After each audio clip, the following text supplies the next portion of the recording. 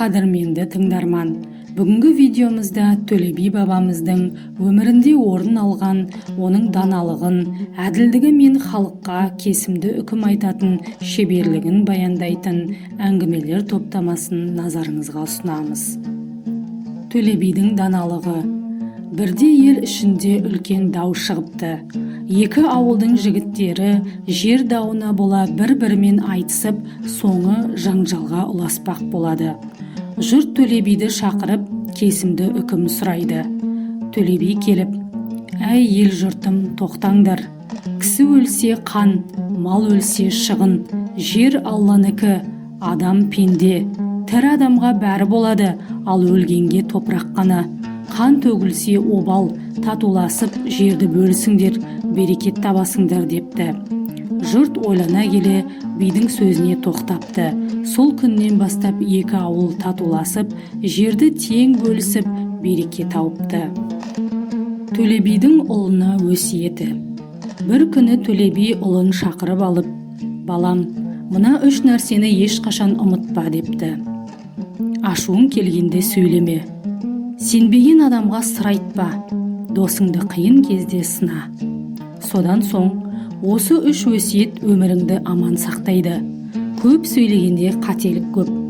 Сенбеске сенім артсаң, өкінесің. Қиын шақта досыңның шын бейнесін көресің, деген екен.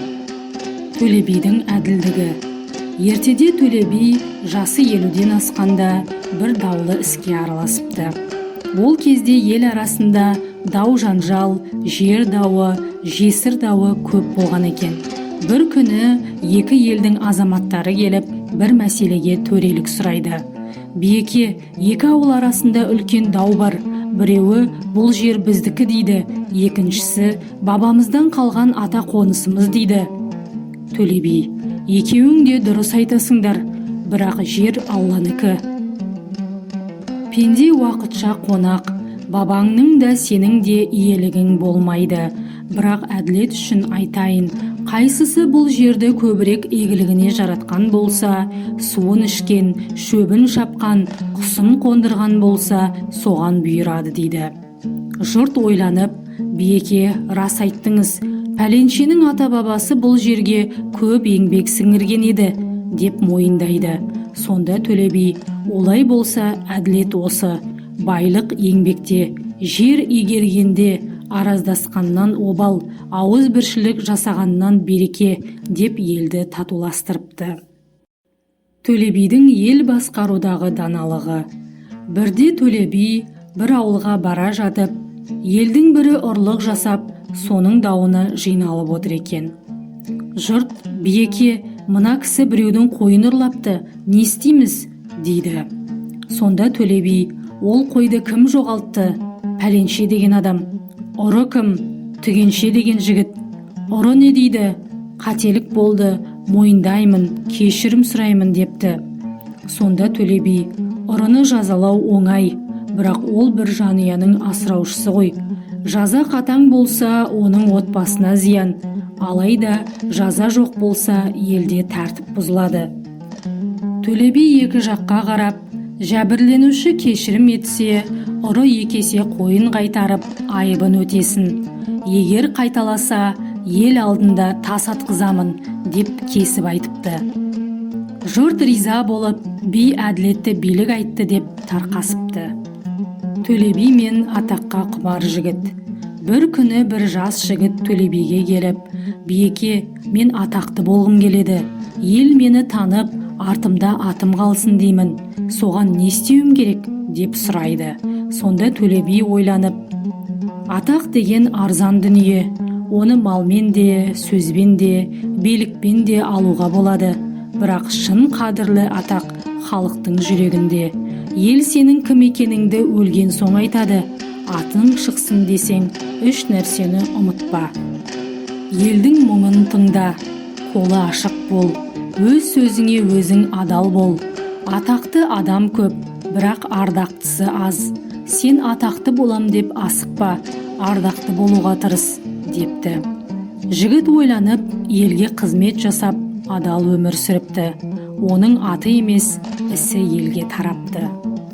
Төле би мен Ашкөз бай. Бір заманда бір бай адам өзінің дүние қоңыз мінезімен елге танылыпты. Бірде Төле биді шақырып, «Биеке, менің малым көп, дүнием тасып жатыр. Бірақ бір той жасайын десем, елге аз берсем бе деймін. Сонда қайтсем болады?» депті. Төле би, «Байеке, дүние екі қазыққа байланған, бірі береке, бірі обал. Берекені көбейткен сайын дүниең артады, обалды көбейткен сайын берекең қашады». Сонда әлгі бай, «Мен көп бере берсем малым таусылып қалмай ма?» дейді. Төле би болса, «Мал Алланың аманаты. Адам дүниені өзіне емес, артында қалғандарға жинайды. Өмір өтер, дүние қалар, ал қайырлы іс мәңгілік. Сен дүниеңнің қадірін білсең, жомарт бол, әйтпесе дүниең де, өзің де қадірсіз боласың» депті. Төле би мен ескі дос. Бір күні Төле би бала күнгі досымен жолығады. Досы кедей болып, жұрт одан теріс айналыпты. Төле би досына қарап, «Дос деген дүние үшін емес, көңіл үшін. Дүние шіркін адамды өзгертеді, бірақ нағыз дос қиын күнде білінеді» дейді. Сонда досы, «Биеке, мені жұрттан бұрын досым боп түсінгеніңе рахмет, дүниеден күдер үздім» дейді. Сонда Төле би, «Үміт үзілсе тірлік тоқтайды. Дүние де, адам да Алланың сынағы. Кедейлік уақытша, адамдық мәңгілік. Адамның басына бақ та, сор да кезекпен келеді. Сабыр қыл» деп досын жұбатып, малының бір бөлігін бөліп беріпті. Төле бидің халыққа айтқан 5 өсиеті. Бір тойда Төле биден, «Биеке, ел басқару үшін не керек?» деп сұрапты. Сонда би тұрып, «Ақыл керек, ақылсыз бас елді адастырады. Әділдік керек, әділетсіз елдің берекесі болмайды.